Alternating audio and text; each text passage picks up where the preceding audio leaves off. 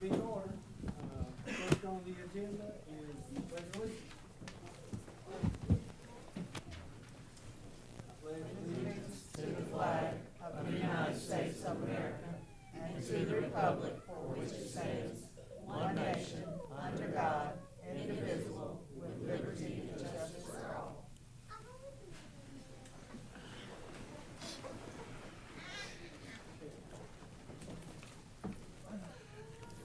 We've all covered the agenda. Anybody want to make a motion to approve?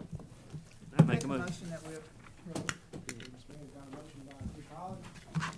All in favor? Aye. Opposed? Carried. Oaths of office. Small word.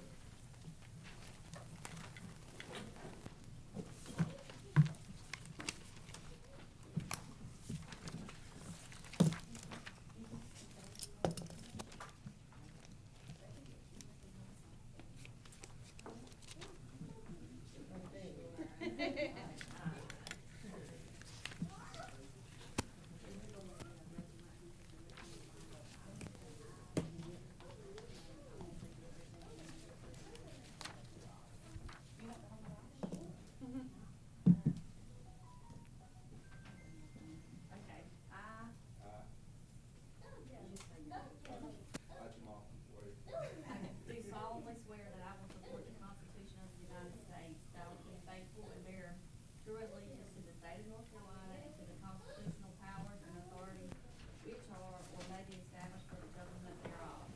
That I will endeavor to support, maintain, and defend the Constitution of said state, not inconsistent with the Constitution of the United States.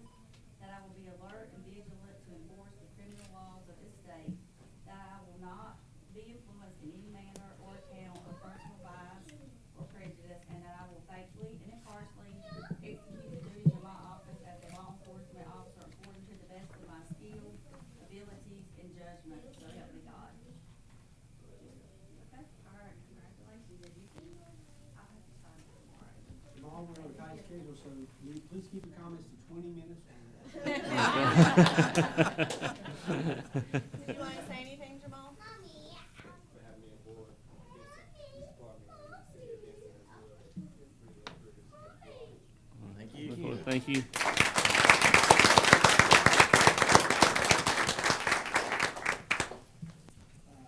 Next, we have some presentations. The first one is the National Police Week proclamation at 189-22025. So, You want to come around? It's me.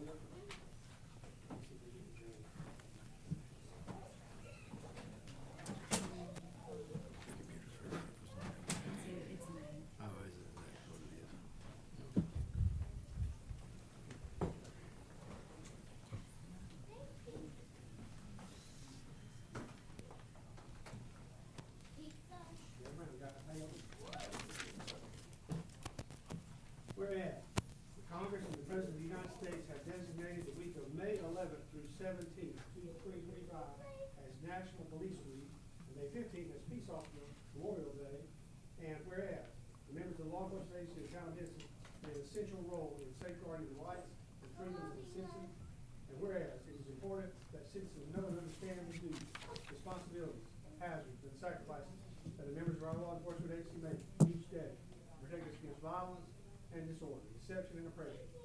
And whereas the men and women of the Benson Police Department unwaveringly provide a vital public service, now therefore I, Max Ranger, Mayor of the town of Benson, call upon its citizens of all civic and educational organizations to observe the week of May 11th through 17th, 2025 as National Police Week by honoring the loyal and devoted law enforcement officers, past and present, who are dedicated to preserving the right and security of all.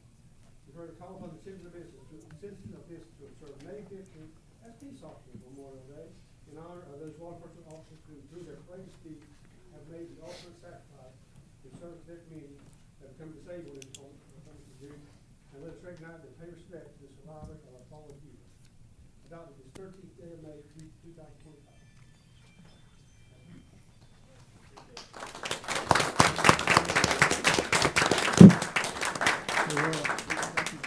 Yeah, that's exactly what it was.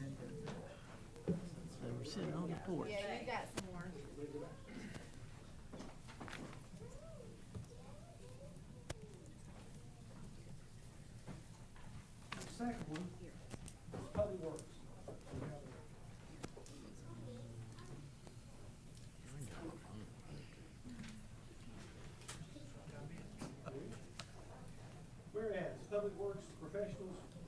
the infrastructure, facilities, and first services that are of vital importance to sustainable and resilient communities and to the public health, high quality of life, and well-being to the residents of Benson.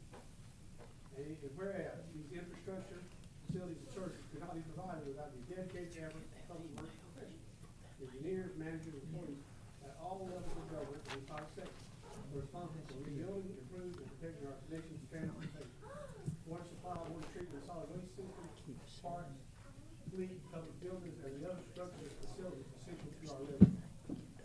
Whereas it is in the public interest of the residents, citizens, and children for this to gain knowledge, how to maintain an ongoing interest and the understanding of the importance of public works and public purpose in their respective communities.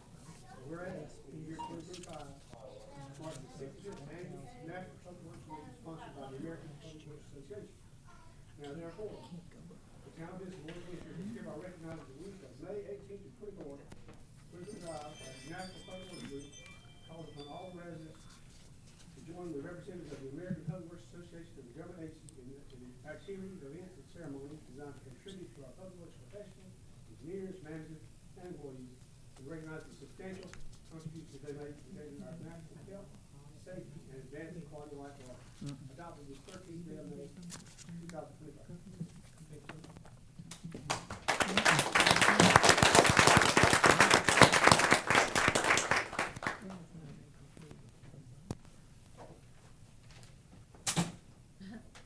Next is honoring Don Taylor on her retirement. People call me all the time. Is anybody here? Whereas Don Bailey Taylor has devoted almost 30 years to the tourism industry, serving with exceptional dedication, professionalism, and passion. And whereas through her efforts as the president and CEO of Johnson County Institute Bureau, Don has played a pivotal role in promoting Johnson County as a destination, enriching the experiences of countless visitors and supporting local business communities, including this. And whereas Donna has not only strengthened Johnson County's tourism industry, they played a vital role in securing grants and funding for museums, the arts, farms, and recreational spaces. Whereas in addition to tourism, Donna has been a faithful servant of the community, on serving on boards like the Able Garden Museum and the Bentonville Battleground, and playing key roles in recreation, conservation, and education initiatives. Whereas as Donna embarks on a well-earned retirement, it is fitting to recognize and celebrate her many achievements, years of service, and positive legacy she leaves behind. Now therefore, I, Max Rayner, Mayor, on behalf of the town of Benson, do hereby recognize the community, Donna Bailey Taylor, I keep saying it, for her outstanding service and contribution, and extend heartfelt congratulations to their beneficiaries for a fulfilling and enjoyable retirement. Congratulations.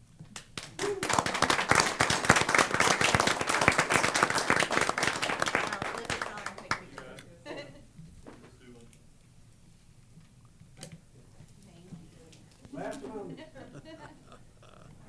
the worst thing is they fall. I told the posse lady, I said, you're the last one, and it kind of made me upset. I said, you're a mean dude. That's what he told me, so I'm the main event. So we come up there? Yeah. Okay, Miss Poppy. Hey, Miss Bobby, how you? Whereas America is the land of freedom, preserved and protected willingly and freely by citizens solely. And whereas millions who have answered the call to arms have died on the fields of battle. And whereas the nation at peace must be reminded that the price of war and the debt owed to those who have died in war. And whereas the red poppy has been designated as a symbol of sacrifice for our lives and all men. And whereas the American Legion Auxiliary is pledged to remind America annually of its debt through the distribution of the memorial. And now, therefore, it be resolved that I, Max Rayner, Mayor, do hereby proclaim the month of May as Poppy Week, and ask all citizens to pay tribute to those who made the ultimate sacrifice in the name of freedom by wearing the memorial poppy. And Mr. Mayor, let our little Miss Poppy pin you with the very first poppy that we're giving out this year. So that honor, it goes to you, and I would like to turn around and introduce our little Miss Poppy. It's Aubrey Groves, and she is our little Miss Poppy 2025-2026. And so she represents the Poppy program, the veterans, and the men and women that have died for our country. And I'm allowed to say just a few words. So here we go with first of all, while I'm telling you a little bit about the Poppy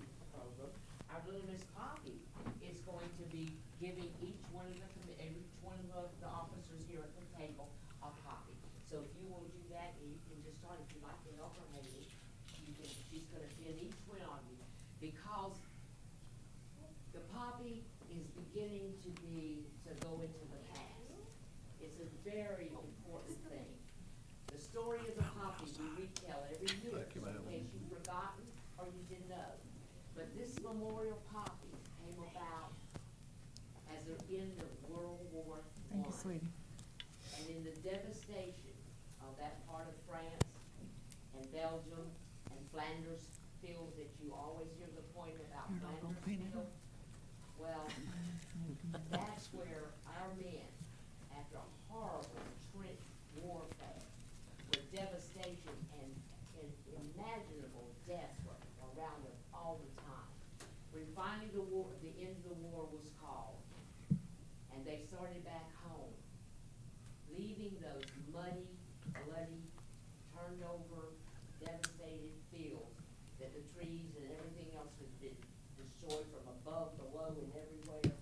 And as they look back on those and many of the graves of their buddies, that would be the last time they will see their buddies, they noticed that amongst those terrible fields, in spite of everything, poppies were growing and blooming.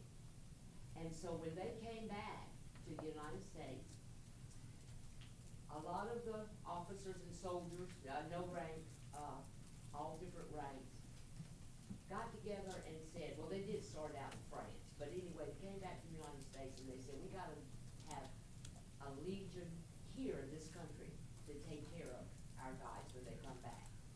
And it's a buddy thing.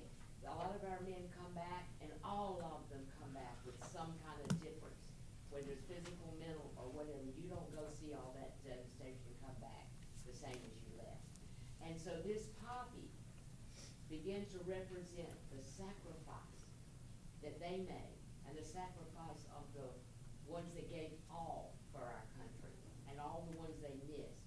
And coming back, they kept telling their families about the beautiful poppies, and that maybe this flower not only represents the sacrifice, but the hope that what we did there makes a positive difference for freedom. And so for that, in 1919, we started from the auxiliary, a lady, Mona Michaels. She started giving out poppies, any flowers, and it began to be poppies. And so with these poppies, we would like every person in Benson, and you're a stand-up town, you have done wonderfully over the years, but this poppy means something to most of us, but it means everything to our veterans, to the living veterans. And so when a living veteran sees you wearing a poppy, you are honoring them, and you are remembering the ones that have died for our country. So we want all of you to remember them, and please wear a poppy. And we're going to be giving them out as we go and out of here. And Mr. Mayor, did I do good? We didn't talk too long. Very good. So we want you to know that this is, and I love to laugh, but this is a very serious thing, and we love for Benson. You have always been a stand-up town in all patriotic ways. And we'll be walking up and down the streets.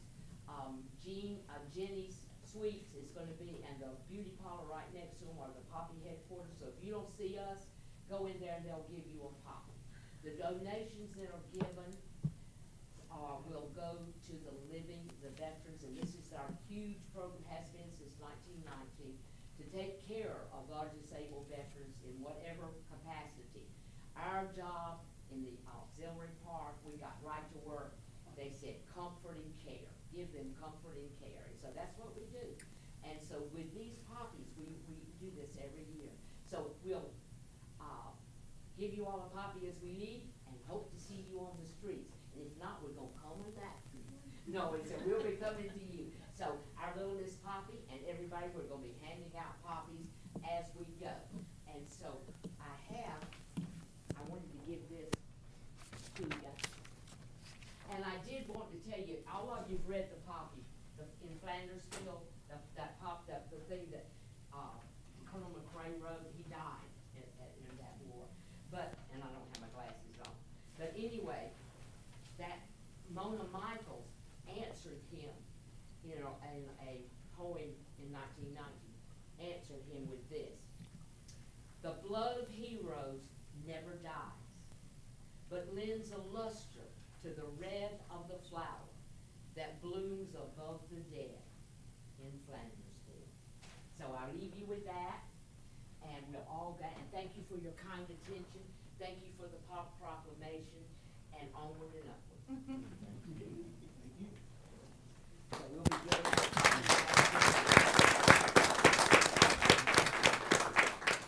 And we're gonna be just silently going on out and giving you poppies.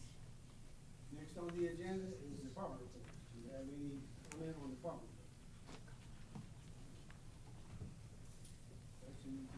We have, Greg, did you?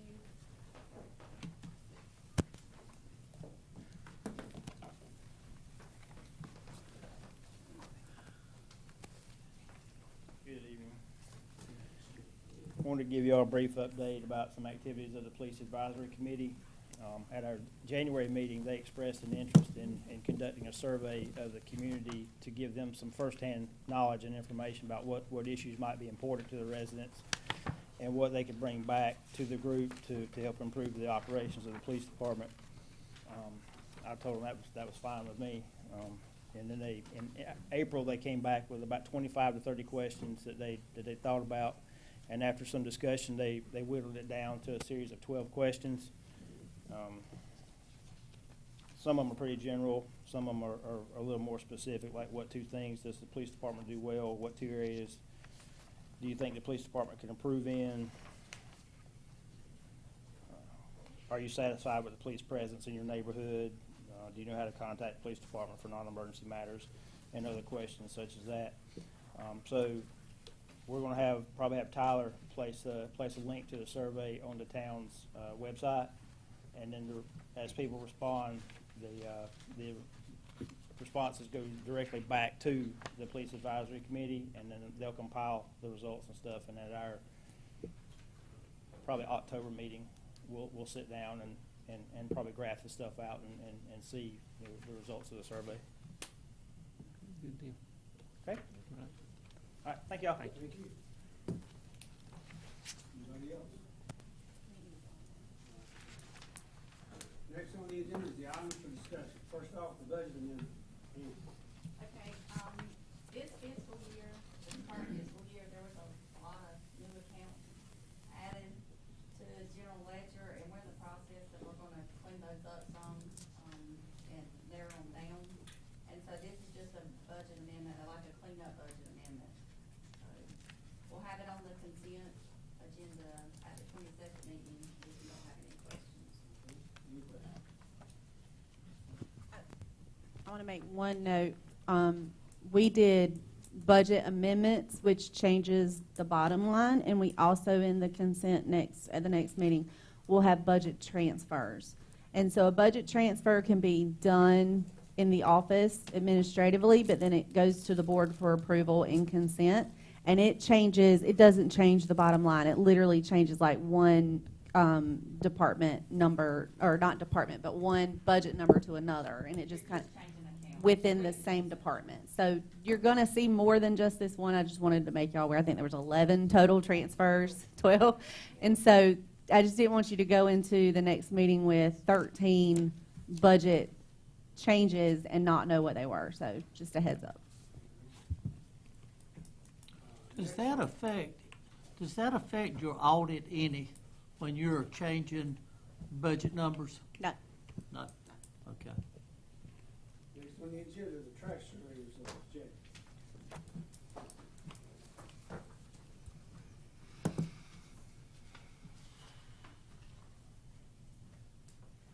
Good evening. And we didn't include this on the slides, did we? Okay. Earlier this year, we did a survey on the town website for 5 to 6 weeks to get the general consensus of what the people in the town would like to see for their trash services, recycling services, yard waste, dumpsters, spring cleanup, curbside bulk pickup. And it's quite a lengthy analytical information that Tyler was able to put together for us. And there are a lot of comments. I don't know if you all had the time to read the comments in the back. You know, some of them are very good ideas and questions that they have for us. And at the end of that, I put together a very brief, let's see if I can find it. And of course, it'll be the last thing I look at. Basically, for the main responses for what they want to see for the annual spring cleanup, curbside bulk pickup, yard debris pickup, garbage, handicap backdoor pickup, leaf collection, optional backdoor recycling, and waste cans. And obviously, the overwhelming, this is that little blue chart that will be in your packet. And obviously, the overwhelm, of course, they want the garbage and the recycling and the yard waste cans, which is majority. We had 146 responses to our survey, and overwhelmingly up to 120 for the yard waste can, 119 I should say. Then it falls off a little bit for your curbside yard debris, bulk pickup, leaf collection. The backdoor pickup was very little, and so much for, and as well as the handicap backdoor. So these are the results of what we were able to get from the people of the town. And moving forward, Kayla and I had sat down with Carolina Trash and Septic, and he made a proposal, Alex Babbitt made a proposal to us that corresponds basically with what we are receiving now with the one-year contract from GFL. It's the same, from what I've been able to put together, it's the same identical offering that they're giving us. And right now, we are currently using 1,710 customers, I believe. And I totaled that up for us for a yearly contract for the trash, recycling, and yard waste cans only for the monthly, for a yearly cost of about $41,500 for a contract for a year for that, for those three services, I should say. Feel free to jump in here anytime, make sure I get this correct. Now, they also offered the private dumpsters, which will include Ace Hardware trash and recycling, Barefoot trash and recycling. I shortened these, but they are in the information. South Lincoln, West Harnett trash, Cobb's cardboard container, and Edmund Lilly's cardboard container. And those for 12 months, 12 months on each one of those containers, it's about $17,000. So you're looking at $41,500, $51,500. $59,000. So I guess what we're asking for now is what is everyone's feelings on how we would like to proceed this. Do we want to go out for another RFP, have some more bids on this, or do we just want to move forward? So after we talked about this last time in length, we put the survey back out at the board's request. We got the results back, which again, overwhelmingly is garbage, recycle, yard waste. Everybody, I don't want to overspeak, but I think everybody was pleased with Alex and Carolina Trash previously. You know, things fell through with that one-year GFL addendum. We've reached back out. As of right now, we know there's a lot of changing things in the market with the tariffs and a lot of things changing. We did reach back out. Carolina Trash and Septic is holding their previous bid and offer. They are going to extend that to us for a very short time. So we wanted to bring this to the board and say if everybody is still amenable with going with Carolina Trash and Septic, we will take the next step and start that contracting process and bring that back to the board. I am, but I want to make sure that we have already noticed. Yeah, the one-year contract So we had done no, that to 'em, mailed all the caveats, we don't even have to with that one-year contract. It specifically says we will part ways at the end of this. Oh, okay. It's done. I don't have any problem moving forward with Carolina Trash. I know, Kim, we've had this conversation for years, and if we're going to call GFL to come pick up cans and then Carolina go out, I would assume deliver their own cans or whoever we go with. Can we have the discussion about getting rid of the carts downtown and doing some dumpsters? Well, that's the private dumpsters. So Okay. You're talking about Jenny's and everything else. No.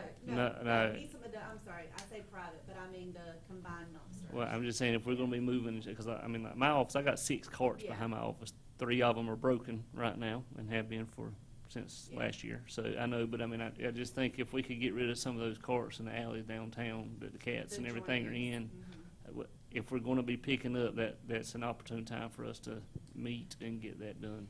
The biggest piece of that is finding the place to do it, Right. and so, we can start working on, I haven't looked at your area, like, I've looked behind Jenny's, we kinda have an idea of where that one needs to go, Okay. but, All right. yeah, we have to pour the pad, therefore we need to have, if we don't own the land, we need to be able to get a contract to say we can use it, like we did with the other two. Right, Yeah, okay. we can start looking at it. I would love that as well. Okay. Yeah. I would love to get the carts out of downtown. But I think we all would've gone with Carolina Trash last year had Yeah. it not been for the hoops, stipulation. so I'm fine with moving forward. And I will say they are here, if anybody has any questions for them. They do. Stop by. They will continue the backyard pickup for the seniors, correct? Correct. Okay. And, yeah, And handicap, yeah. Yep. And what? Seniors and handicap, Okay, all right. yes. Anybody else? Do you need a motion on that or We anything? would like one, yeah. I make the motion that we move forward with Carolina Trash for our next year contract as soon as you can get us out of the one with GFL. When is that contract up? December 31st. There's been a motion made to give the trash contract to Carolina Trash. Now, let me be more specific, because their proposal says two different things. At the same service level we're getting now, weekly trash pickup, bi-weekly yard waste, and bi-weekly recycling. Without bulk. Nope, we went back and he did an amendment to add the bulk pickup at $8, correct? Yes, bulk pickup, it was at $8. Yeah, so that is included. Yep. Because we're currently doing our own spring cleanup and stuff as a town, right? We're not using GFL for that? They did it twice a year, They didn't they? do it twice a year. Yeah, I missed But- it. Are we gonna do that? That will be handled. It'll be handled, yes. We're gonna do that. We'll have to. Spring cleanup, if you look at the survey, is one of those things that is, the way it is currently done is still a hit or miss topic on the efficiency and the effectiveness of it. So that is something in and of itself that we need to look at, that service as a whole and revamp. So will there be some semblance of that service? Yes. Is it gonna be the exact same as what happens right now? I can't guarantee that. Whatever it does, let's just make sure we're transparent when we do it, because Yeah. every time it doesn't get down, my phone rings. Okay, I'm taking up what you put down. Okay. Motion to give the 2026 trash contract to Carolina Trash. All right, Mhm. and, with the things we talked about, we discussed. All in favor? Opposed? It passed. Thanks, guys. Congratulations. Thank you for your patience. Yes. I know y'all are sitting out there. Thank you for your patience. Come on, thank you.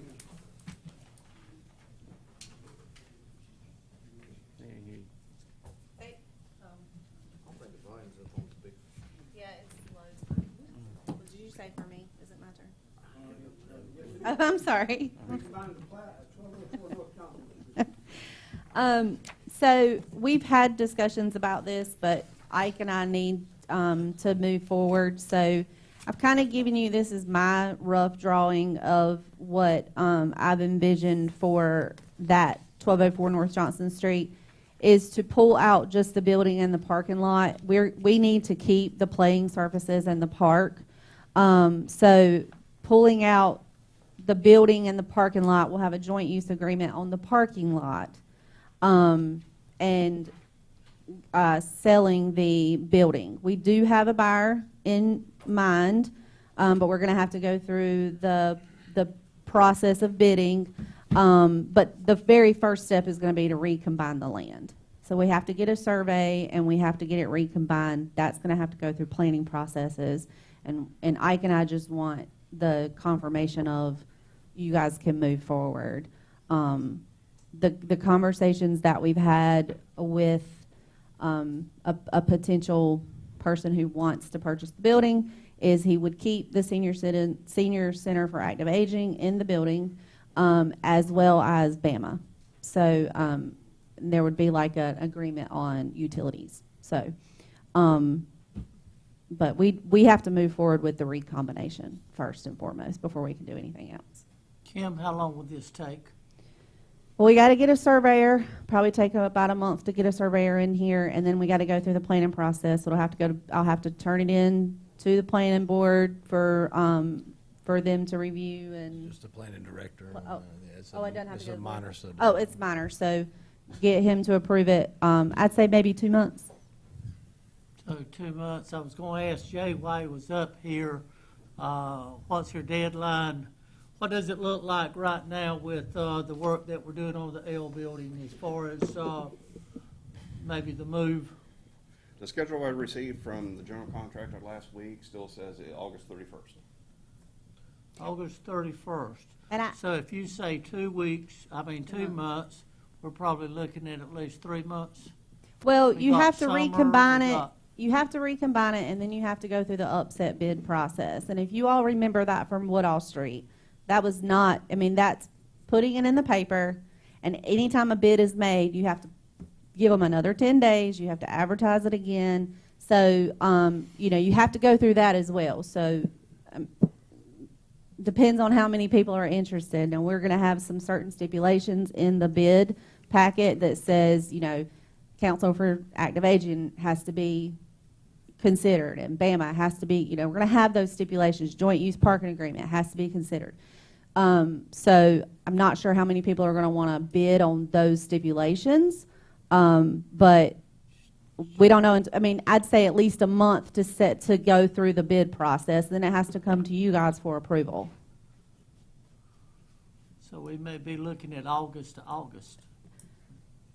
For, I don't think it'll take that long. Okay. Yeah, no. I think you'll have it secured by the end of the year. By the end of the calendar year. Okay. Yeah. I just want to make sure that we do it and do it right.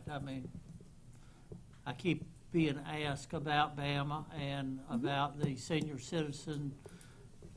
We've talked about it. We don't want to wait till the last minute to Right. start scrambling around and say, what are we going to do? Yeah, no, we've had conversations. I've actually had a meeting in Smithfield with the senior center. I haven't been able, my calendar and Janelle, we haven't been able to sit down and have a full discussion about BAMA, but that is a discussion that's going to be coming in the coming weeks. But again, who I've been talking to is very willing to keep them there, so that's not an issue. Okay. Thank you. Mm-hmm.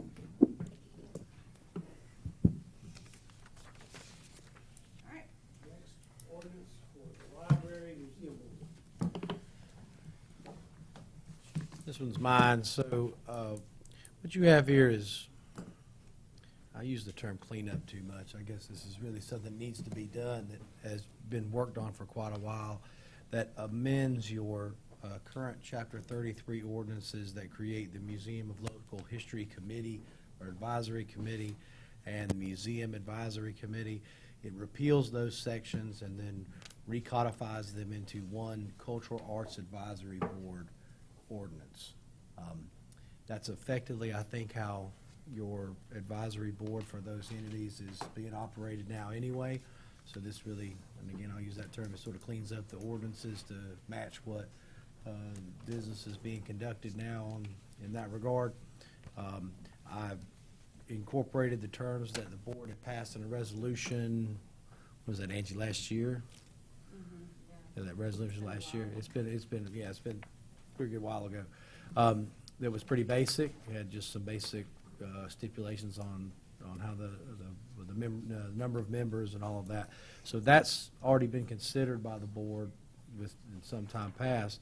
It incorporates that, and then also it incorporates some of the stipulations about the two entity, or those two entities that are now become one, and their conduct of meetings and so forth. Taking from the two ordinances that existed previous, or will be repealed if you see fit to vote in that fashion. There's a few things in there that have to continue on with language about charitable gifts and finances and stuff like that. I also just included some real basic meeting conduct, language, how often meetings are to be held, and organizational meetings, what officers need to be selected, that kind of thing. So it's really more just something to correct what needs to be done to keep us consistent with the way the Advisory Board for Cultural Arts is meeting and giving you your advisory stuff. I guess if there are questions about it, let me know, or Angie, or Cam, or Kayla, or Derek, if you have questions for him. And then I guess we'd bring that forward to pass and consent if there aren't any real big stuff we need to discuss again at next meeting.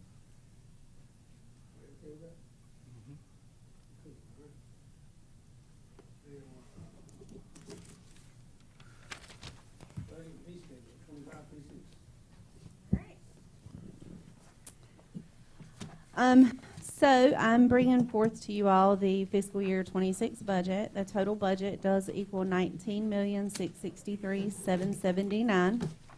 I want to keep in mind before I start going down the list, we did take into account what the goals of the board was that was approved on April 17th, 2025 for public personnel, strategic study, economic development, and infrastructure.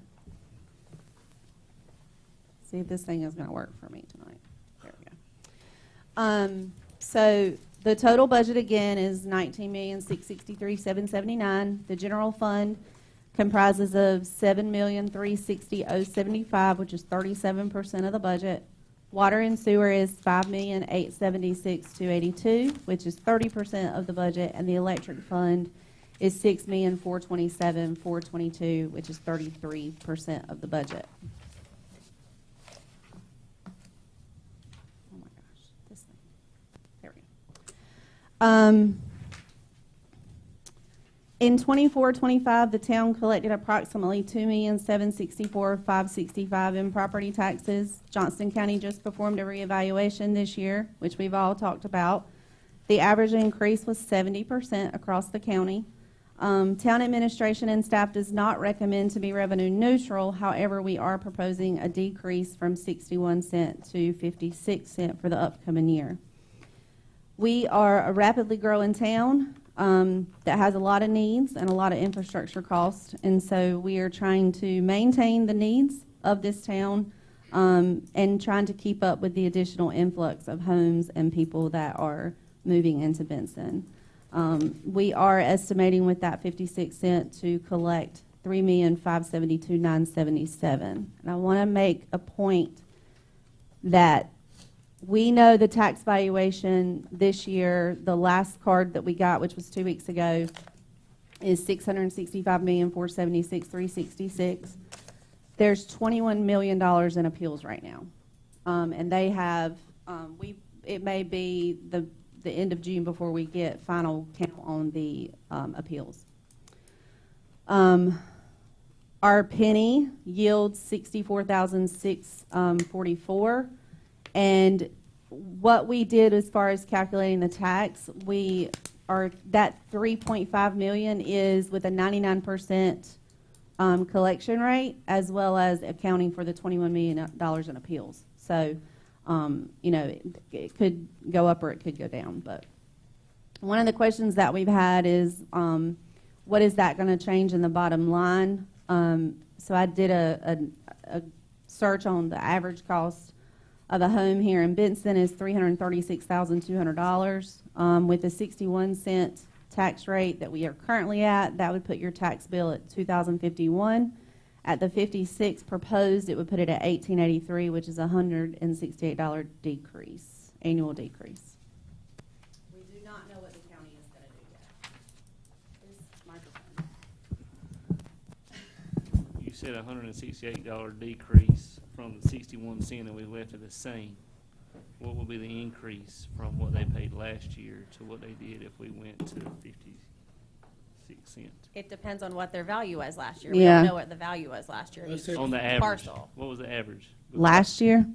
Mine went up $350 when So- I did the math. so to take- 56 for the town's tax. So that's let's do Well, it. you can take my house, it's valued. What was yours valued at? 218 before, now it's 365. Okay. I think it's gonna increase my mortgage payment $100 a month. Cause it's in escrow. So, Huh? hold on. I think it's an additional 12, What is your new valuation? 365,000.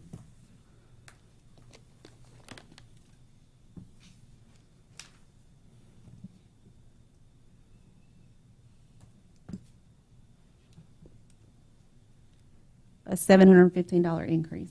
750. 15. Is Yeah. that at 56 cents or 61? 56. So at 61 cents, if we left it the same, your tax bill would have gone up $897. That's for town taxes or that county and? That's town. We don't account for, I don't account, I don't know what the county's gonna do. It's gonna go with my, you know, cause it was like $1,200 if you included the county and the Right. town. Yeah. County's not decided their tax rate though yet. They have not. Now, I was telling Mayor Rayner, we have a meeting, the managers of the county have a meeting in the morning. It's a Zoom meeting. I'm not sure if Rick's going to be on it or not, but it's to just, it's like we all want to kind of figure out what everybody proposed. Well, I can tell you that the counties, towns are gonna have to do something because, like I was talking with Max earlier, my wife got logged in to pay her mortgage payment. And she looked at me, she said, why is our house payment going up $100, $100-something this month? She said, y'all's taxes ain't going through yet. Mm-mm. I said, no, homeowners insurance has jacked it up $100-something a month.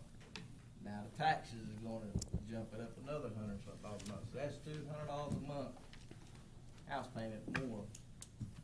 So, I mean, I'm not hurting for money, but I'm just thinking about people that don't. So, Well, let's get through the rest of the, like, what's in the proposed budget, and then we'll talk about how you want to make any changes, if that's okay. So we can, did you have, go ahead. Yeah. I was going to say, based on the figures that you just gave, Dean, from 218 to 365, from 61 cents down to 56 cents, I'm coming up with the difference of $73.50 on your tax bill. Is, yeah, for if we drop down from, What he's saying though is we never paid the 61 cent on the current evaluation. Right. We paid Right, that on on the the previous. 205, so that's why, Right. when I did the math on my house today, my house, I think it's valued at 250 or something like that, 260. I think my tax bill for the town, if we went to 56 cent compared to the 61 cent on last valuation, was an increase of about $350 for the year. yeah. So his is still, like I said, the 896, but the difference between any of the movement up and down a penny at the new tax rate, it's really only going to make $10 to $15, $20 a penny. right, and to go net A neutral, penny. reflect the same thing like in taxes, you would have to decrease the tax value to 20-something cents. Yeah, Correct. 20, Right. yeah, And we, 26. How many cents? 26? What is it, 23? I think it's 23. 23 cents. 23 cent, it would have to go down. Reduced by 23 cents. Yes. And then you take fire out of it, you know, it's minimal. But I'm just saying, everything's going up, and I just don't think town needs to be, I mean, I agree we don't need to be net neutral, but we don't need to be what you call greedy as well, because as you see in this budget, you're gonna be, water and sewer's going up 7%. Right, but that's because the county and Dunn are going Yeah, up. I Right, completely yeah. understand, but I'm just saying Yeah. that people But if- want a fixed income and stuff like that. Off the little text that I got, if water and sewer is going up another 7%, Right. okay, and we just took almost a 50% increase last year on water and sewer. How was Is, there- How did we take a 50% increase? how much of an increase did we go up to balance the budget last year? What was, I think he's talking about. you're talking about outside versus inside, He's talking about outside. I'm just but that's talking not a about 50, water. that was not a 50, that cost the outside, but they're also not paying taxes. Yeah, all of our outside clients, we don't get that extra $896 from, on Yeah. average, because they're not paying the town taxes. So in turn, based on the rural water About study, Inside, The increase that we took inside the city limits. I think it was less than 10%. Yeah. Hold on. Well, then y'all need to check my damn water bill at the laundromat. I'm up $1,000 a month, and I'm down in revenue. Is that for water or electric? That's for water and sewer. So My you're, electric is not a problem down there. because demand did hit everybody in commercial and electric this year. So a lot of the increases we saw in commercial was actually due to demand on electric. So that's why I asked. But we can check it. Right. So I got a question. Okay. So, we got this decrease of 5 cents. Is the fire tax, is it still gonna be 12 cents? Yes. 12 cents on the new valuation. Yes. So what is their increase? Stays the same, but they'll get more. Well, we're Money. getting there. That's what I'm asking. How much more money? I shouldn't go there, but. We're well, if you look, you have it. I mean, the fire department, their total of their budget. Let's see. Their fiscal year 25 budget is 1,224,000, and their proposed in this budget is 1.6. So, but that's included. That's not just property taxes. That's also the matrix that the county's doing, and so that's included in it too. But that's in here. You mean to keep you? I mean, you mean to, we're going to touch all? All right, go ahead. Okay. Sorry. Okay. Let me get back. All right. So the total general, and I want to make a note too, like we're trying to make Angie's life a little bit easier with the financials every month. We are taking, so if you guys are familiar, we have a Fund 10, a Fund 11, a Fund 12, 13, 14. Those are all general fund accounts, but they're all in different funds. We are combining all those back into Fund 10. So there will be some changes, like when you get your financial statements come July, it's going to be less pages, hopefully. But they'll all be combined, so their numbers are going to change. Your guys are not going to see much of a difference other than the statements are going to look different. But so the total general fund is $7,360,075. That's comprised of the Board of Commissioners, the general government, planning and zoning, which did go down because we don't have building inspections anymore, but their revenues are also going to go down. Police, fire, museum, library, and parks and recreation. So if you see the breakout, planning and Board of Commissioners and the museum is 1%. Now keep in mind the museum is fully funded by the Kennedy Trust, so that does not have any tax revenue tied to it.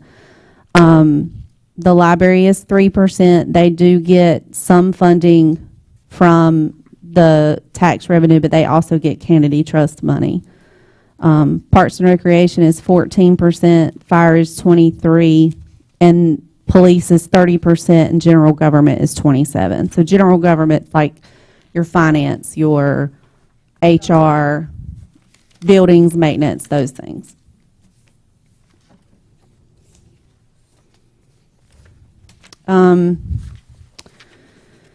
Within this budget, for all salaries, we talked about this at the board retreat. We have put in here a 15% tiered COLA based on years of service. So the more recent hires have been hired more at their market rate than the people that have been here 15, 20 years. So we have it split based off of years of service. That essentially equates to an 11% increase in total salaries. So we say 15% COLA, that will change the table, but that's not what everybody's going to get. It's only going to hit the budget at 11% increase. Is that? Bless you. The budget does account for 3 new fire captains in January of 2026. That essentially is you're gonna see either they promote from within or they hire the captain and then they have to hire 3 more replacements. So that'll put them at a 3-man squad, which will be a 3-man squad. So that is in here. We put a freeze on the finance position that was approved in fiscal year '24. We never filled that position because Kayla and I, before we hired the previous finance director, didn't want to hire somebody underneath them that they didn't know. We wanted that to be for them to do, but then that all kind of changed, and so we've talked with Angie about it, and she just kind of mouthed to me she doesn't know that we really need it. So we're going to freeze that position this year. Yeah. So that freezes that, and we are going to put a freeze on 3 positions in the police department, simply because we are still working to get what we had previously approved or hired and maintained, and so we're going to freeze those for the time being as well.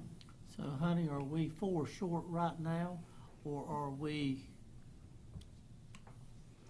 I mean, the budget, it shows that the police department, not the budget, it shows that the police department are 4 short. Are we talking 7, or are we talking 1? We're We're actually. going to freeze 3 positions. Mhm. They've never been filled. They never were filled. They were Been the squad filled. So we that's the created. 4. That's part of the 4 that we're looking? No. No, I think you're going to be between months. But he's going by the HR report. Right. So right now, we've got 4 vacancies. As of Is that right? Scott, You're gonna have 2 more coming in May that are not on that. that are not on that report. That report ends April the 30th. Yeah, and we lost 2 more. In the month of May. So right now, we're 6 short in the police Yeah. department. Well, and then you're gonna have 1 that's also leaving at the end of May, so you just put 7. Yeah, So by the say time we're the budget 7, rolls around, we're going to have 7 positions open in the police. and we're freezing 3. So we're only going to try. In the month, right? That's what I was The end of the month. We don't calculate more than months here, like. So we are going to freeze those. We are going to shift some culture in that department. So we can talk about that later. But I understand you freezing them. Mhm. What time are you freezing them, and are their salaries already calculated into the budget? Not for this fiscal year, no. we'll essentially freeze them for the fiscal Okay, year. for the fiscal year. How does this? They couldn't fill the 3 positions when they were approved, and so we're going to freeze them for this fiscal year. How And does this this? fiscal year ends July. June 30th. No, this is for fiscal year 26. Okay. We'll freeze them for fiscal year 26. How Okay. does that affect their overtime and the shifts that we proposed, where we worked on 2 months ago? 3 Well, they months won't be able to have that additional squad, but we haven't had the additional squad yet. They can't get it hired.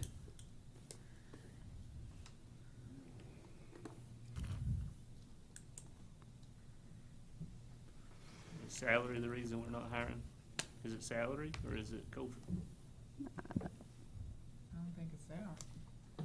I think it's I think right now it might be a little bit of culture I think So- that could be a conversation for for later. Okay. We are in capital outlay for the general fund police department. We are looking at replacing 6 vehicles, but through the enterprise leasing fund. So they will not be full. We'll be rotating some out and in. So you'll get the sale of the cars leaving, and that'll go towards the enterprise bill and credit. So we are looking at the replacement of 6 vehicles. They're getting to the point of we're going to have to start doing some major maintenance on them, and so we're going to try to offload them before we have to do that, which is the point of the enterprise lease program. And we have done the screens and we have budgeted for the cameras they're requesting? Yeah, the screen should be done this budget year, Right. right? Yeah. Have I missed anything in general fund? Step in if you. All right, water sewer. Total water and sewer is $5,876,282. We are proposing a 7% increase in water consumption. Johnston County went up 10, City of Dunn went up 2.5. And we're attempting to follow the Rural Water Association study that was done in 24. Now, 7 is less than what we had anticipated, but we did have an influx, a small influx in the fund this year. So we're trying to give them a break, knowing that the outside city customers were hit last year with a double rate of outside. So we're looking at a 7% increase for water and sewer. We'll need to replace 2 vehicles at some point in the year, but they're going to be like your F-150, your trucks, so nothing huge. For the most part, this entire budget is staying on par as much as we possibly can. But just to clarify out and open, like me and you talked earlier today, that 7% is an increase to both outside and inside? Outside and inside across the board, yes, yes. The electric fund total is $6,427,422. NAKEMPA did go up on the wholesale by 3.5%, so we're going to go up 3.5% on our rates to adjust for what we're getting in the wholesale side. If you all remember, in the 24 budget, we approved a small bucket truck. That is set to be delivered in fiscal year 26, and we have to make a payment on that. So that is included in this budget, and there will be a replacement of a vehicle in that department as well, but it may not even be. The thought process there is we might take the truck and give it to Parks and Rec, and then get like a side-by-side, so something much smaller. It needs to be something that Jimmy can get around town on fairly quickly, and he is our meter reader part-time. So, but there will be a replacement of a vehicle in that department as well. Let's see. Again, we account for all the debt services that we have. If you go to water and sewer, we have On the electrical, the increase of 3.5%,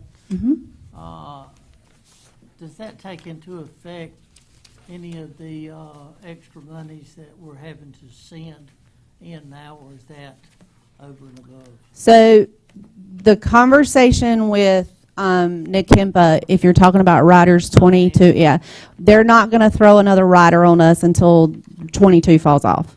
So you won't see rider 24 until the 22 number comes away, and in the process, you're going to see debt services come off. So the hope there is when the 24 rider hits, we will not have to pass that on because debt services will be falling off, and we're covering the 3.5%, through the rates. So that is the hope right now. They're also the rate could. How much hope have you got of that? I feel really confident on that because that debt service payment is $24,000 a month. So you're not going to have to account like the estimated. And again, I don't know what the amount's going to be, but if it's where it's tracking right now, you're looking at an additional $10,000 on the rider 24. But if 29's falling off in July, we can cover that. So I'm trying to account for that, with that debt service payment. We're at $24,000 a month. Debt service payment. Debt service that we're paying them right now. Yes, it's in our wholesale bill. Where does that money come from? It comes directly from the individual customer is paying this. We're not putting it in a rate increase, right? The 24, no, that 24,000 you've been paying since the 70s. Yeah, it just comes out of the electrical fund. We passed on directly to the customers were the 2 riders that we're paying. That was the additional. The second one we did a rider. Well, we ended up okay.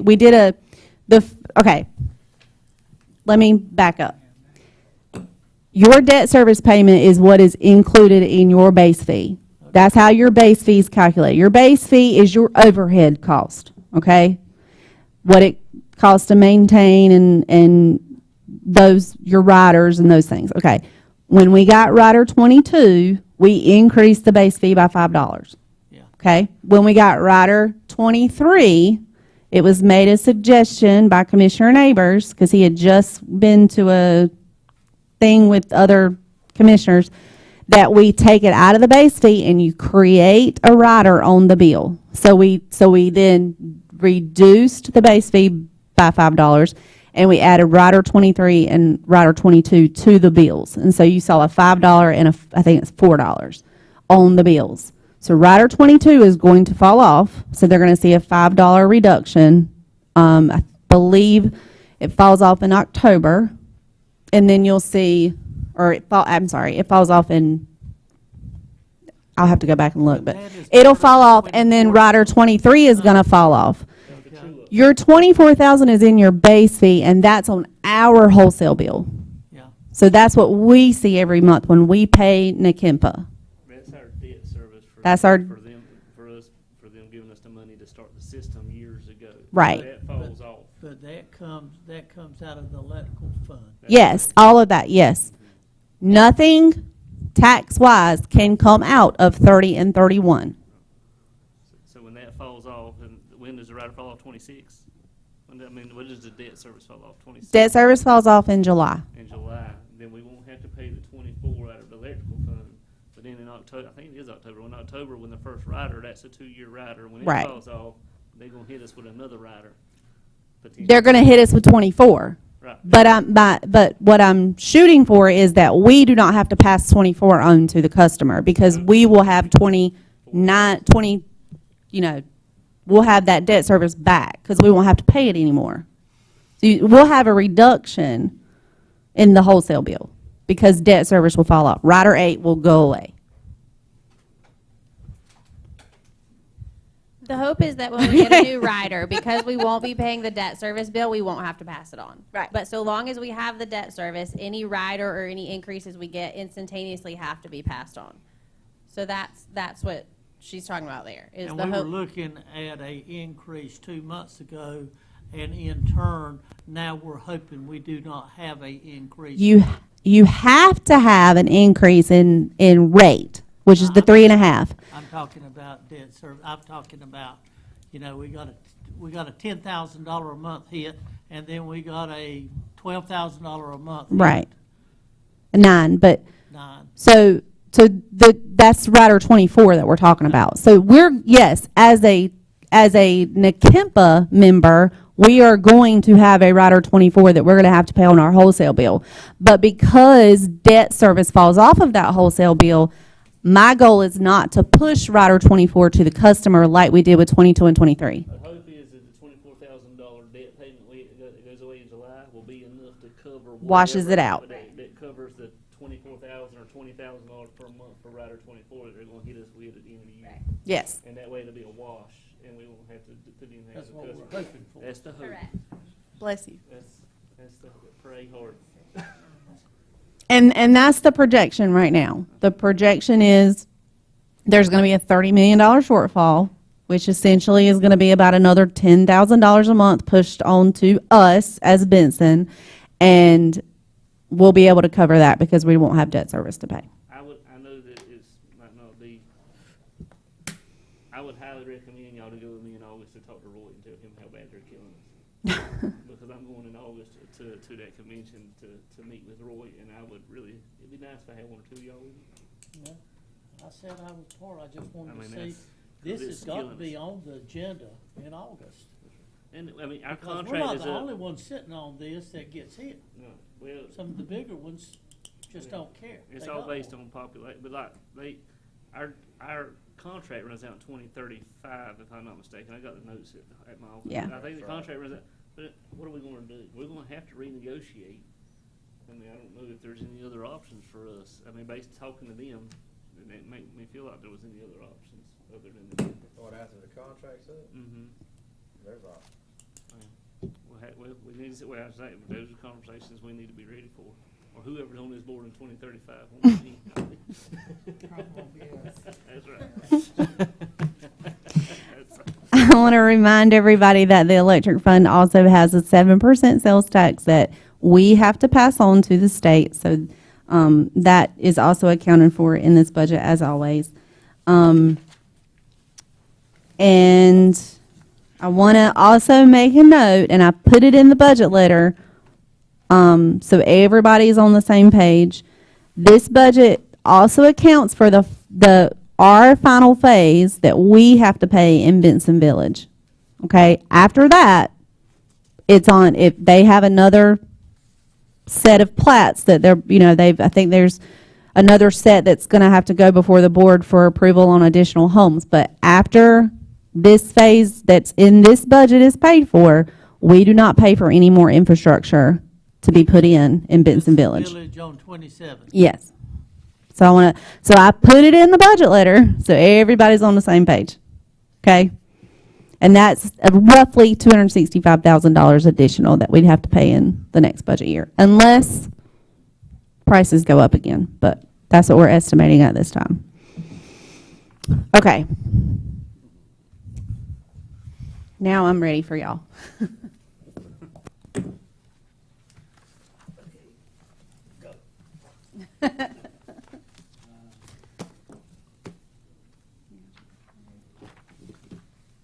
Do you need a motion? No. No, I'm We will talking about not at all. We're going to have a public hearing next Thursday at the board meeting. We have to have a public hearing on the budget, and then after that, you can approve anything tonight. But we would love to hear your thoughts, opinions. I'm hearing 5 cents is not enough. If we reduce it anymore, and I'm going to say this was not easy to do, even with the 5 cent. So if we reduce it anymore, we're going to have to come off of what we did for the personnel as far as COLAs are concerned. We're going to have to reduce those, and I just want to remind everybody. So in the budget compared to last year to this year is a $700,000 increase if you keep it. So where's that going? Salaries. When you do salaries and benefits, because that's not just salaries, it's Our benefits package is about $2,500, didn't it go about $2,000 a year? Because I thought last time it was about between $7,000 and $8,000 what our benefits were. Yeah, it's about a $10,000 benefit We're still package. at the mercy of the state health plan because Right. we are basing it on current rates. But as Scott can attest to, we've all had lots of conversations, and we don't know what they're going to do yet. So we are still, again, planning on what we see as the best / worst case scenario. So that 10,000 number is hoping that what we've put in there covers any speculative increases that state health plan is going to throw at us as well. Do you want to come? Yeah. So we'll I want to preface this with, we cannot get out of the state health plan. So what you're about to, forever, we're in it permanent. We've tried, you can't get out. So what he's about to tell you is, I just want to make clear, the employer side of the state health plan, there's been no indication that the charges are going to go up this year. So we pay a certain amount of each employee's health insurance, and then the employee is responsible for paying an amount. So me, for example, the town pays $696 a month for my health insurance. at 70/30. No, Well, 80/20. well, but you pay- Or 70/30. right, but- No matter what health plan the employee chooses, that's Yeah. the town's portion. I'm on the 80/20 individual plan. I pay $25 additional a month. So we've not received any indication that that $696 a month that the town pays is going to change this year. What we have been told is that the state health plan is $500 billion in debt. So that means we're going to a sliding scale. It's like McKemba, but worse. We're going to a sliding scale for employees to pay. So it will be based on salary. Those on the lower end of the range, and we can't really get information from them. That's very clear about this. I've got some pictures of slideshows here that were secretly, I think, taped at a public meeting about a state health plan from some insider that was there. But you're looking at anywhere from $35 a month to $175 a month that our employees will be paying in addition. So what they did this year. Yeah, that we cannot pay. Yeah, so that's why this is important. Yeah. We've gone 3 years without a COLA. There's been no COLA. You got this coming down the pipe. Everybody's bills are going up. We've got a 22.2% turnover rate since May the 15th of 2024. And when we talk about, we talk about the citizens, that their rates are going up, everything that they're having to pay for is going up, but that's our staff. Yeah. A lot of our staff live My- in the town. They're having to deal with the same thing. And that was, My mortgage payment's gone up $200 in the past 6 months, and Federal's not calculated in their evaluations either. mine too. And our employees they face the same thing. Why is it that we can't get out of sales? Because when we signed up for it, it was like a blood oath. Yeah, when you're in, When you're in it, you're in it. and to It's make it general even statute. more clear, a couple years ago, the state legislature passed a law that says if there was any doubt about you thinking you could get out, you can't You get can't. out. This all came up when We- Kenneth retired, because at that time, we were under the impression, previous management, was you could put retirees in that plan, but you can't. You have to go into, we didn't sign that box. The town has to pay for it. So we have to go Yeah. into the open market for retirees. Yeah.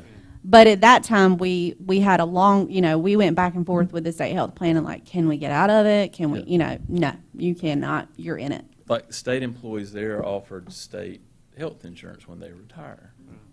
Our employees don't get that. We've got to We go have out to- to the market if it's $1,200 a So month. go and check the right box. We didn't, I right, don't know I what- think, I no, don't know what it took in I do believe that 2014. that was probably a consideration, but the box was not checked.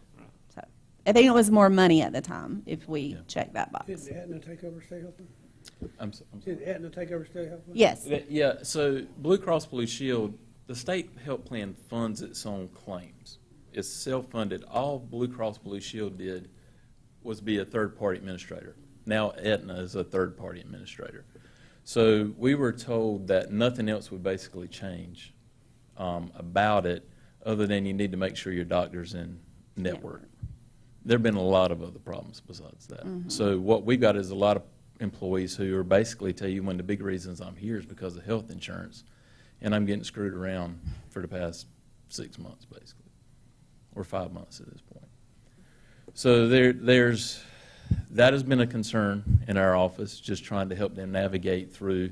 I got a pregnant wife. We need to go to the doctor twice a week, and we can't get our claims paid. I go to chiropractor. I got EOBs that I owe $200 for, what I expected to pay $26 for. So I've had to get on the phone to help my chiropractor straighten out the mess that's come through Aetna. So it's been a lot of work. But these are the things behind how it affects our employees.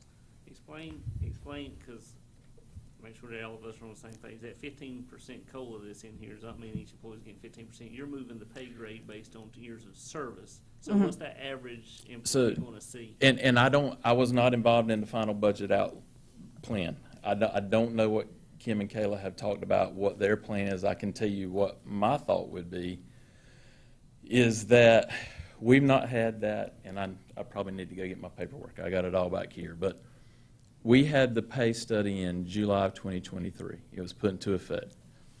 They made it clear at the MAPS group to us that change, that change in salaries, half people got a change, half people did not get any kind of change. They made it clear that whatever that was did not include the cost of living increase from that year. So if we were going to remain competitive with everybody else, we needed to put a COLA onto that. We didn't do that. There was not a COLA the year after. There was not a COLA the year after that. So what we have, it's based on tiered. It's a tiered COLA for the employees specifically. The salaries and grades are going to go up 15%. Right. So if you were hired before July of 23, you would get the full 15%. Between July of 23 and July of 24, you would get 11%. Yeah. 8. Sorry, 8. I'm went the wrong way. Sorry, I've done this. Yeah, my brain is fried. And if you were hired after July of 24, you only get 4%. And those So- rates come from, if you go, two things to look at. Social Security, cost of living. If you go back and break it down over the past 3 years, you had that. The 3 years ago, it was a big cost of living increase. Folks on Social Security, I think, got 8% or something like that. If you look at the CPI for the South region, it tracks the same kind of way. So if we hired somebody 3 months ago, we had to pay them market rate to get them in Right. here. So to give them a 15% now is just a windfall that doesn't, it gets It us never all lets out of go. whack. Yeah, Yeah. it gets us all out of whack. So if we're going back 3 years to our pay study, that's why we've got it tiered over three different brackets to kind of bring everybody up to where they should have been. If we hired somebody 2 years ago, we had to pay them market rate then.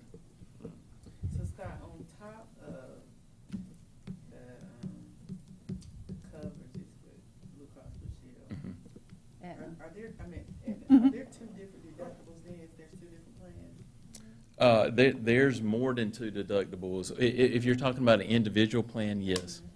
So I don't know how this got started. It was before I got here. But if somebody was under the lower tier plan, the 70/30, they paid nothing. Right. But the state health plan, if you ask them, they pay $25. So the town is paying an extra $25. Yeah. If you're on the 80/20 plan, the higher plan, the state health plan says, well, that costs you $50. Well, the town is also paying an additional $25 for that. So on an 80/20 plan, you pay $25. If you get into family plan, spouses, adding children, and your whole family, the employee pays all of that, and it goes up. If you're adding a child, it's not terribly bad. If you're adding a spouse, it's a lot of money. Yeah. And the reason it was done the way that he just described, because we, in our benefits package said we would pay 100% of your health benefits at the essentially at the lower rate, so the 70/30 plan. So when they enacted the $25 and the $50, management said, we're going to pay the 25, and then we'll make an 80/20 plan pay 25, so half of, so that's where when he says that 696 number, that's why I say like that's for your 70/30. If you want to do it 80/20, you have to pay the additional. Yeah.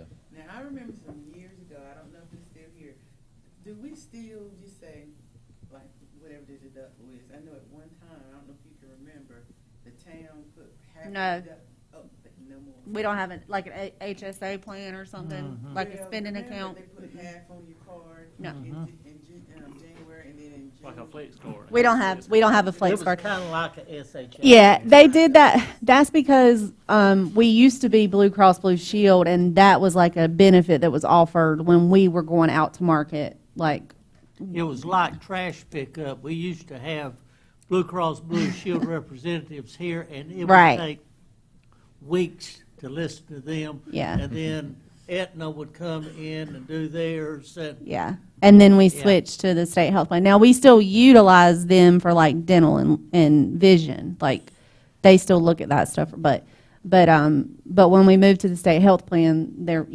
took all that out. But so there isn't an HSA So the plan. employees pick up all of the deductibles. Yes. So how much would it be, I'm just comparing, where I work at, for like the best plan, got your spouse, kids on it, how much would an employee have to pay every 2 weeks? I'm afraid to tell you off the top of my head. I can You search pulling that. it I up mean, now? they got, $500-something? I know Oh, we it's got over it. Oh, 500. It's yeah. We have in Cary, we've got like I'm on a high I know we deductible got plan, open but I enrollment don't go to the stuff. doctor, and so they put money in the HSA for me, and I can invest that or do whatever I want to with it, but but if I go to if I ever go to the doctor, then well, all of the Benson doctors aren't in network anyway, so I Okay. pay out of pocket for everything that we do. Yeah, And then I just put all we- the money in the HSA and invest it. As far as coverage and going to the doctor and claims being paid, when Blue Cross Blue Shield was administering it, nobody here complained about And it. that's who our administrator is Blue Cross. Now that Aetna's taken over, it's been a nightmare. But Now, I Cary's hope they're still- getting it straightened out, but it's been a nightmare. Crappy for the providers, too. okay. so how But many they- other municipalities are in the same program that we're in? The state health plan, Yeah, I wouldn't even, I mean, there's quite a few. I mean, Four Oaks done, It doesn't matter to us, 'cause we I don't can't get out know, of it doesn't matter. It sounds like they're gonna All right. start tiering based on salary, and Carrie, I'm required to go get a dental exam and a health physical and a blood draw and all this, every employee in the town, and a BMI every year, and they base my rates based on my health scan. Right, And if I smoke, or if Yeah. I drink, or do anything, then they charge me, everything is based on my annual, and if I don't give it to the doctor, I don't get insurance. That's why you see in some municipalities, there's a very much of a health program in place. That's right. We need you to get out and walk. That's We right. need you to get out and do this and that so that you will bring our insurance premium down. None of that applies with the state health plan. Here it is. You can be about to die. You can be the best triathlete in the world. This is your rate. All right, I got your, for 70/30 for spouse, it's $563.33 a month. For children, it's $193 a month, and for family, it's $573 a month. What's the 80/20? I gotta, yeah. Oh, shoot, I pay that every 2 weeks. I gotta calculate that, so y'all keep talking and I'll calculate the other one. So for 80/20, employee spouse is $675. And those rates that you're calling out, is that what the employees? Yeah, that's what the employee's paying. Yeah, that's in For- addition to what the town. For children is $280 times 26 divided by 12. For family, it's $695 A month. a month. Right, but our salaries aren't. Oh, I understand that, but Your I'm just, salaries are. yeah, I understand, but I'm Right, just trying to so figure out. dollar for dollar. But I think that's why, this year, it's imperative that we do something with salaries, because some of it's gonna go by. They're gonna get impacted. Well, I can tell you where I stand. I'm not too thrilled about freezing 3 police officers' positions. I mean, the streets ain't getting no safer out there. I don't know if y'all walked them lately or not.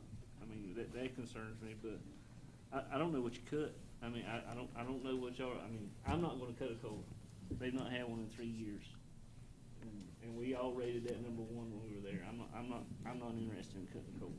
Well, I'm not interested in, right now, I'm gonna have to look at this budget some more before I make a decision about anything. I can't get it tonight and We're not. Right, and we don't need a decision, but Well, we, the motion I had a while ago, I thought we were through, I was gonna go into closed session.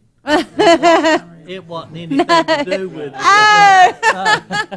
When you said, oh, no. I thought you were I gonna wasn't make a gonna vote motion on on, okay. Well, so Have you talked to the county at all to see kind of, have you got I've asked, all the managers have asked Rick. He's keeping it tight-lipped. Like I said, I'm hoping he's on the meeting tomorrow. And what I'll do for y'all is I'll write it all down and send it in an email tomorrow what all the other towns are doing. I've talked to a few of them. I know what some of them are gonna do, but Well, as a whole county, I don't know. how are we in line with what the other municipalities around us are doing? Well, Smithfield's going 11 cent, but we can't compete. So, we talked about that earlier today. Their penny is worth a lot more, and so is Clayton's, but I don't know what Rich is doing in Clayton yet. So, 4 Oaks, I think I heard Allen 7, 12, 4 Oaks going 12 cent. Selma, just by talking with the assistant today, they're not proposing an increase at all, a decrease at all. They're keeping theirs the same. But I mean, their board meeting's going on right now, just like ours is. So, so like I said, when we get into our meeting in the morning, we'll have a better understanding of what other towns are doing. And I do just want to share when we're talking about comparatives, goes back to electric, but I'm on South River, right across the road, 95. Even with the 3.5% increase, our base fee is still $7.50 cheaper than South River's is, and in us increasing 3.5%, prior to that we were $11.61 per kilowatt hour. That's currently what South River is. So I understand that our rates have gone up a lot in recent years, but they are not out of the ballpark of the norm for what people on the surrounding utility systems are paying. It's what I'm paying across the river. across the road on I South remember River. that they went up in 24 when we did that study because we were all in the red. Because we were losing money every year. Right. Trying to compensate. Yeah, And they're they going said- up every and they year. said- And they tried to put us even. And that base fee, again, it doesn't sound like a lot, but $7 and $8 per person, per house, per month. That's really where we're getting a lot in residential. So the fact that we are losing that every month in residential because we're trying our best to keep that base fee low, you're not going to see a lot of kilowatt usage in residential. It's going to remain pretty similar. Of course, in the summer, it might peak. In the winter, if you have an older heater system. But in our attempt to not pass those kind of charges along to the customer for so long, what we see as a huge increase as of late is really just putting us on par with the other large utility systems around us. I just wanted to share that tidbit that I found. Thank you. I will say in your packet, you only have the, you have the budget letter, you have the budget itself, and then for the fee schedule, you have just the proposed changes, so the sewer, the water, and the electric. Those are the only changes currently that we have from department heads and what we're changing in this We're budget. going to wait till 26 before we address trash. Now that we know y'all are going to move forward with that, we'll go in and have that fee schedule for y'all, and we'll look at the numbers again. But Just thank you. they are coming in at the exact same rates as the current contract, so. So it's a wash. Yeah. But there ought to be a decrease in that fee schedule. Because currently, right now, we're still at 34. But Carolina Trash just quoted the exact. 24. Yeah. Remember, we raised increased it the rates because based, GFL, the money they were charging. and then when we did the amendment, they reduced the fee to Yeah, back to and we never 24, reduced it. and we never reduced the rate. Here. We're still paying like Yeah, $34. we're paying Yeah. 34. Yeah, we need. Yes, and that's what it was figured at. So I'll go back Yeah, and look. but We'll go back and look at They that. found something else. Just, I had it a while ago. Okay, we beat this to death. Okay. all right, yeah, sorry. If any of you want to come and talk to Kayla and I, please come, call me for, whatever. We'll be there. We're available to you all. So just let us know. Good. If I may, before you continue on down your agenda, this sort of dovetails, and this isn't on your agenda, but I just heard some information today I want to share with you now.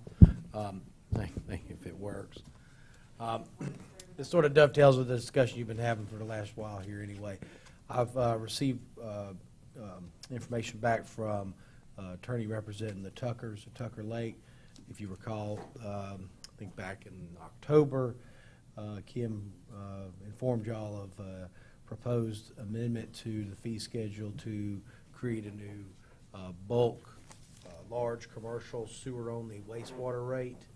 We've been negotiating with them since that time. I'm going to bring forward a proposed contract. I think, has there already been an amendment to or I guess that will be done in any event with the new fee schedule. They'll pay a separate rate. It's not a rate for them as a particular user. We can't do that. It's anyone similarly situated, but if you recall, they have infrastructure that they own and maintain that gets the sewer essentially to the wastewater treatment plant property. So it's they're sort of a unique situation, not that there could be others that use that or make use of that rate, that commercial rate. So I'm bringing that forward to you. We'll put it in consent. You've already pretty much seen everything, but when you see that, if you have questions, just let me know. It's not a real long contract. It looks kind of like what we've done with the county and others that we use large institutional rates for entities that use the wastewater treatment plant. Just letting you know. Okay.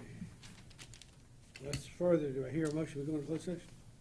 I make a motion, we go, Read that number, read that long I number. make a motion, we go into closed session after a short recess under North Carolina General Statute 143.318.11A6 to consider qualifications of an employee. Go into closed session.